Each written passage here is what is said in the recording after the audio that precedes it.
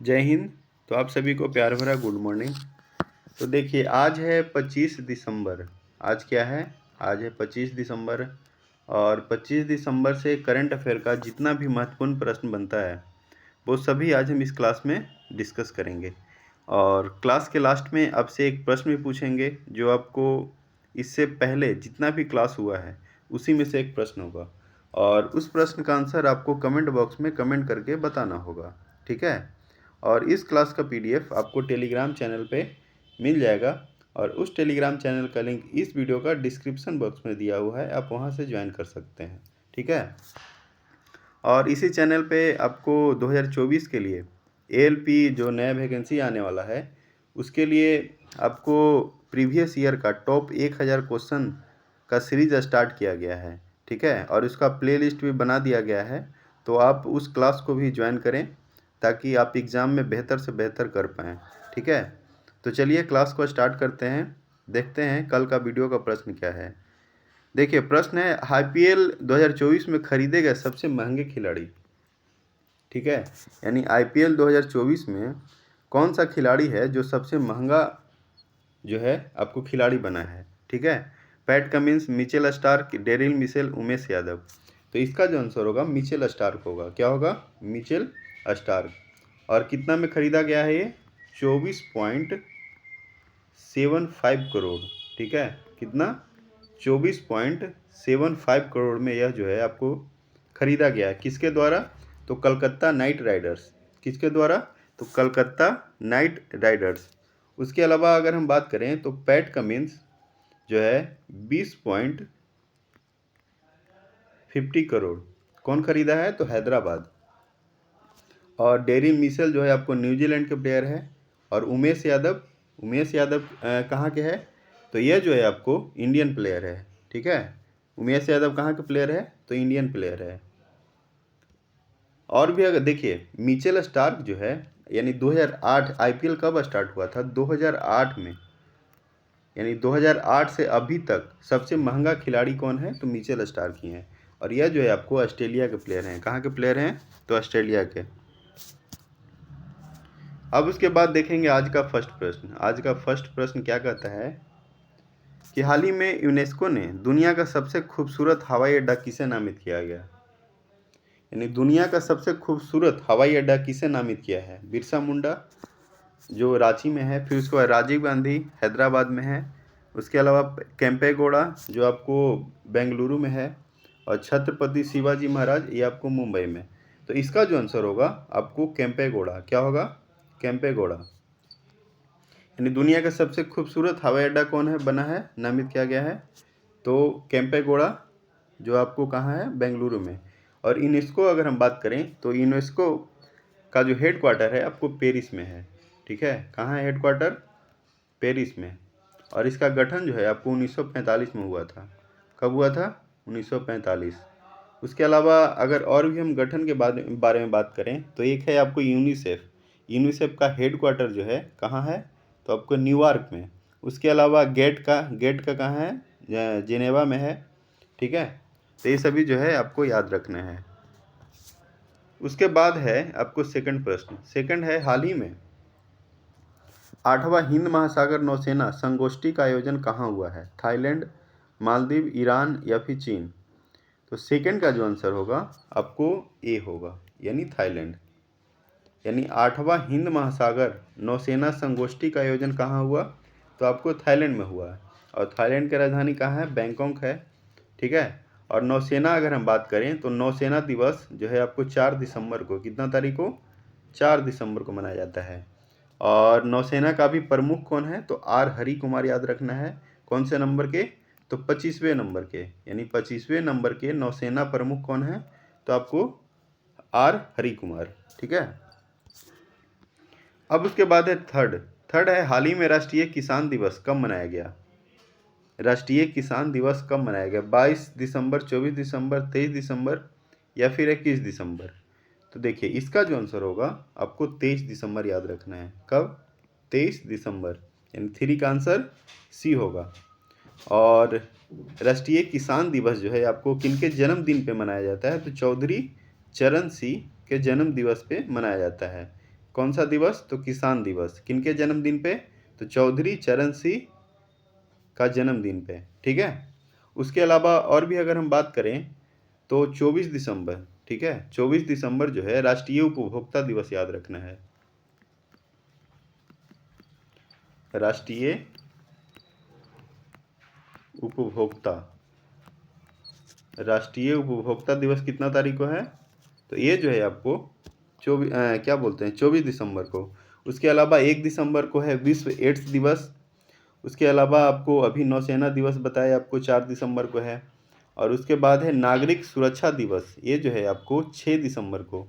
और विश्व चाय दिवस 15 दिसंबर। उसके अलावा आपको विजय दिवस याद रखना है। ठीक है। विजय दिवस कितना तारीख को है? तो ये जो है आपको 16 दिसंबर को। और सुशासन 25 दिसंबर। और वीर बाल दिवस ये आपको 26 दिसंबर। तो ये सभी डेट जो है दिवस आपको याद रखना है।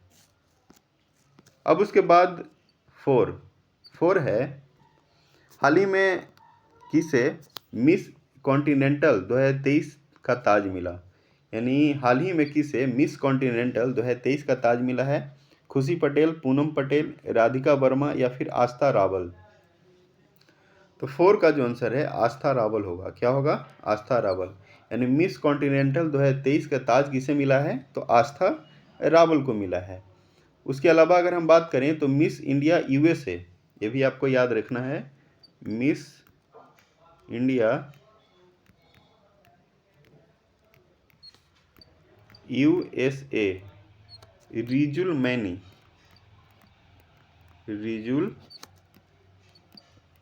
मैनी याद रखना है। रिजुल मैनी जो है आपको मिस इंडिया यूएसए का खिताब जीती है। अब उसके बाद है 5 है, हाल ही में खेलो इंडिया यूथ गेम्स का आयोजन किस राज्य में किया जाएगा? यानी हाल ही में खेलो इंडिया यूथ गेम्स का आयोजन किस राज्य में किया जाएगा? तो इसका जो आंसर होगा आपको तमिलनाडु याद रखना है। तमिलनाडु। ठीक है। और तमिलनाडु की राजधानी कहाँ है? ये जो है आपको चेन्नई। और इसका गठन जो है आपको 26 जनवरी 1950 को याद रखना है। 26 जनवरी 1950 को किसका गठन हुआ?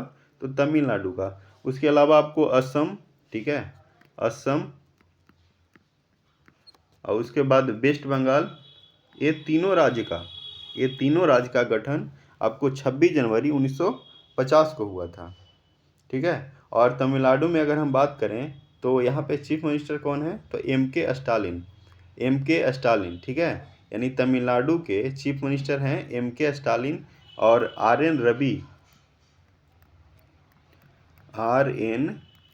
रवि क्या है? तो ये जो है आपको राज्यपाल हैं।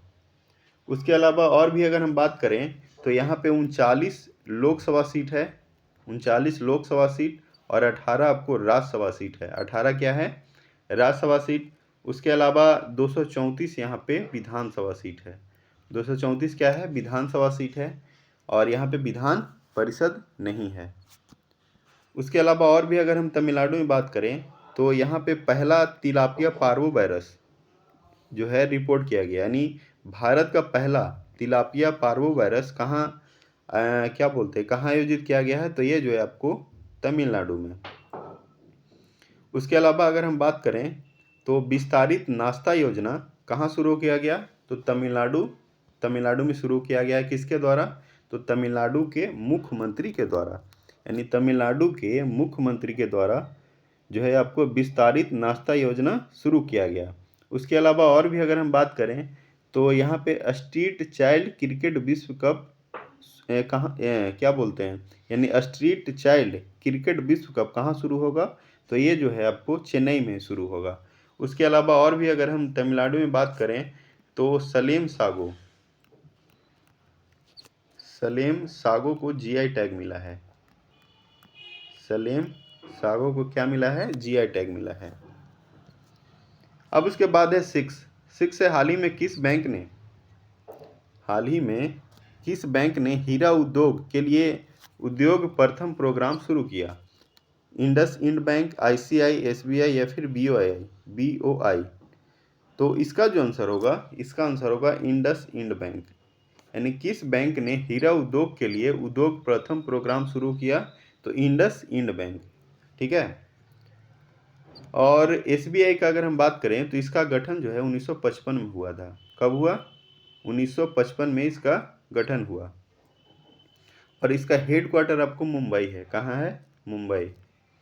मुंबई किसका हेडक्वार्टर है? तो एसबीआई का। और आरबीआई का बात करें तो आरबीआई का भी हेडक्वार्टर मुंबई है। और आरबीआई के गठन कब हुआ? तो 1935 में। और अभी अभी प्रेजेंट टाइम में आरबीआई का गवर्नर कौन है? तो शक्तिकांत दास, याद रखना है। यानी आरबीआई का गवर्नर शक्तिकांत दास। ठीक है। अब उसके बाद 7 है, हाल ही में किस राज्य के मुख्यमंत्री ने किसानों को ट्रैक्टर तोहफा दिया? यानी कौन से राज्य के मुख्यमंत्री जो है आपको किसानों को ट्रैक्टर तोहफा में दिया है? तो इसका जो ऑप्शन है उत्तर प्रदेश, महाराष्ट्र, गुजरात या फिर बिहार। तो इसका जो आंसर होगा उत्तर प्रदेश। क्या होगा? उत्तर प्रदेश। और उत्तर प्रदेश में और भी अगर हम बात करें तो यहाँ पे चीफ मिनिस्टर हैं आपको योगी आदित्यनाथ और आनंदीबेन पटेल, याद रखना है। आनंदीबेन पटेल क्या हैं? तो ये जो है आपको राज्यपाल हैं। ठीक है। आनंदीबेन पटेल क्या हैं? राज्यपाल।